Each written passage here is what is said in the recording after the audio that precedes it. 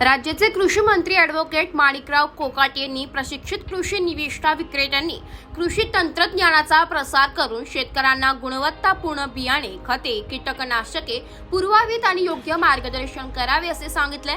रामेती नाशिक येथे कृषी विस्तार सेवा पदविका प्रमाणपत्र वितरण सोहळ्यात ते बोलत होते। 48 आठवडे कालावधीचा अभ्यासक्रम पूर्ण केलेल्या 80 प्रशिक्षणार्थींच्या माध्यमातून शेतकऱ्यांना दर्जेदार निविष्ठा आणि तांत्रिक मार्गदर्शन मिळेल असे त्यांनी नमूद केले।